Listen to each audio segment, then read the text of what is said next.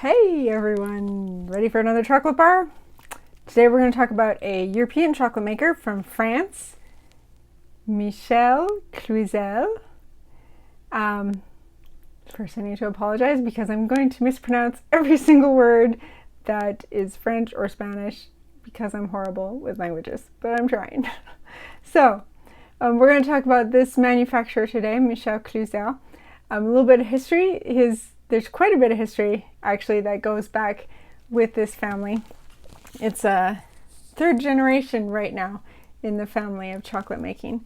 So it started in Normandy with Marc and Michel. His parents, in 1948, they were pastry chefs and they opened a store where they started making chocolates. And Michel became just fascinated with the chocolate making process and seeing the chocolate flow and all of that. It is mesmerizing. And so he started to apprentice at the age of 16 in their shop. They were together for a total of 36 years. They had a successful partnership together. In 1971, they moved to a larger premise than their original place. In 1981, they had their first export to the US. In 1983, they began processing their own cocoa beans to make couverture, which up until that point they were buying their chocolate from someone else. So at this point now they're processing their own beans, they're making their own chocolate. In 1984, Marc, Michel's dad, dies and Michel's son, Marc, joins the company. In 1987, they opened their first shop on Rue Saint-Honoré in Paris. It's a lovely little shop on that super fancy street. They've got this cool chocolate fountain in there. Lots of good treats in there that you can get. In 1997, they produced their first single origin, technically also single estate bar. It was from Hacienda Concepcion, and that was in 1997. So in 1999, after some experimentation with their chocolate, they decided that they were not going to use any soy lecithin in their products. Soy lecithin is a commonly used emulsifier, and it helps the chocolate stay mixed and gives it a smoother mouthfeel when you eat it.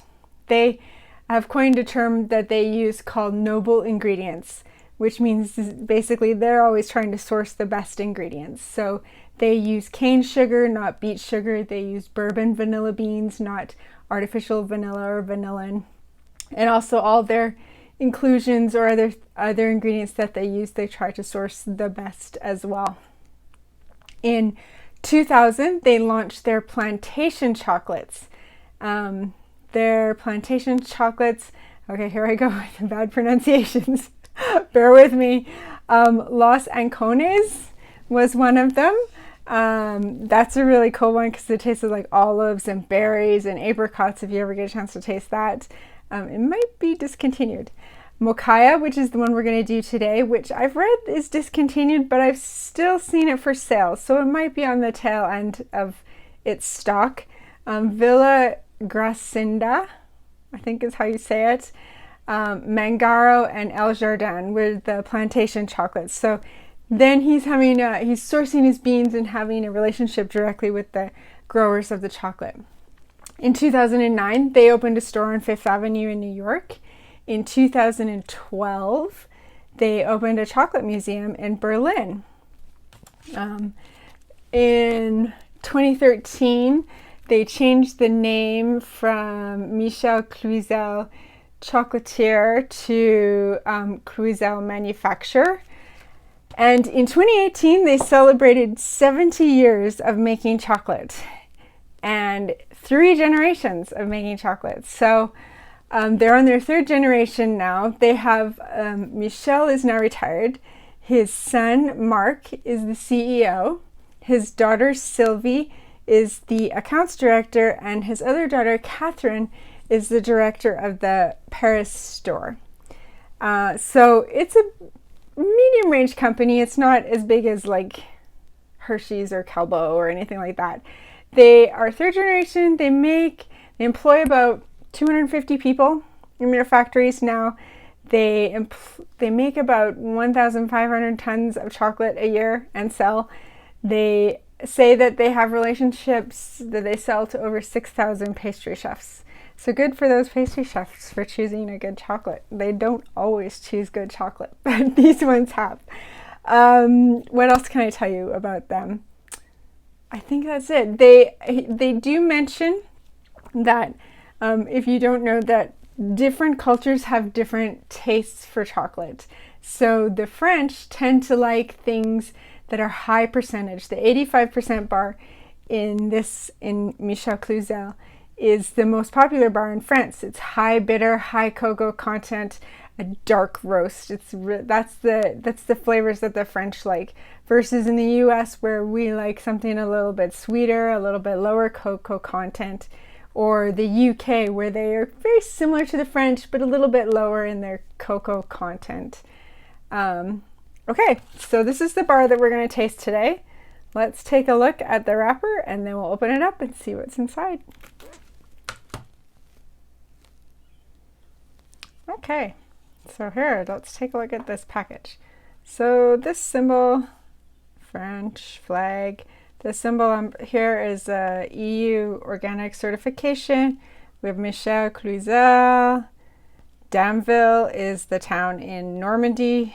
Let's see if I can get that to come into focus. Damville is the town in Normandy where their manufacturer is since 1948. So this is from Plantation Mokaya, which is from Mexico. They've got a little map here that shows you where the plantation is. So it's organic. This one's 66% dark chocolate.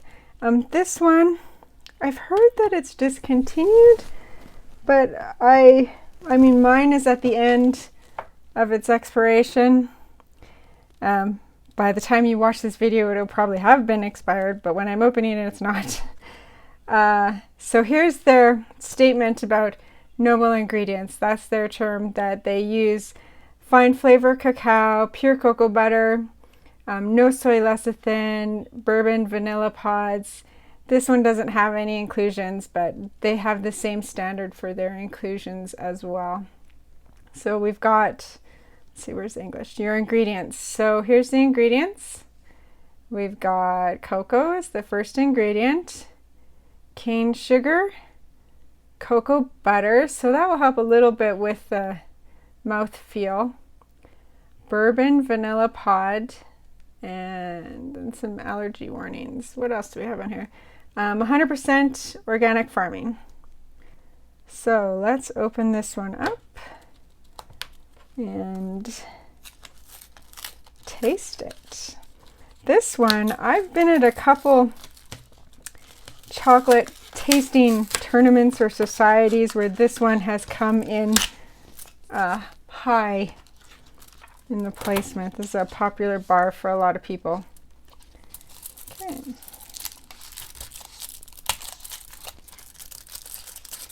Oops, mine is a little cracked.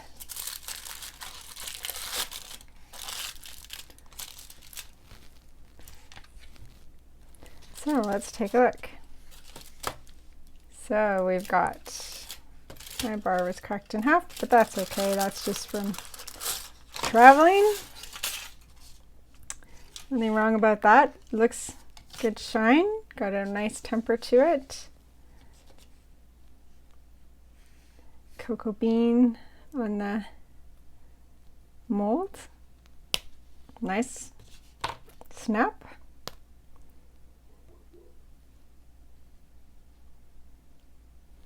All right, let's give it a taste.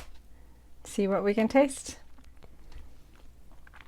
Okay, so when I smell this bar, the aromas I get are cocoa and caramel and honey, tiny bit of spice. But when you put it in your mouth, right away I get the vanilla, I get honey, maybe caramel as it melts, and it's got a little bit of a slow melt.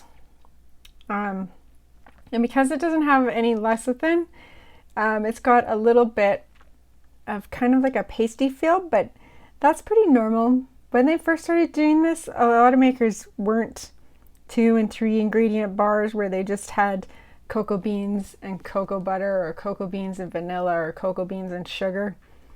So it's not an unusual mouthfeel now, but when they first started making it, it may have been a little different than most chocolate. As it's melting in your mouth, it's got a nice slow melt. The spicy flavor comes out nice and mild, and then when you get to the end, you start tasting dried fruit, and it has a very mild but pleasant aftertaste, not only slightly bitter in the back of your mouth. So it's a really nice bar. I can see why this is a favorite of a lot of people and why it wins competitions. If it had been discontinued, that's sad because it's a good bar. So that is the Cluziel bar. Cluizel bar. Okay. That was a good bar. Okay, so that's one of the Plantation line of the Cluziel series. He's got a range of percentages and a range of plantations from all over the world. It's a really good bar if you can get your hands on it still, or try something new. I really haven't had anything bad from Michel Cluizel, so you can't go wrong with this one. So he's one of the early European single origin, single estate bean to bar makers. Next time, we'll talk about another European maker, one of the early entrants into the bean to bar movement. And if you like learning about chocolate every week and learning about these makers and getting a little bit of their history, please subscribe to the channel and you will get something new every Thursday. Thanks. See you next week.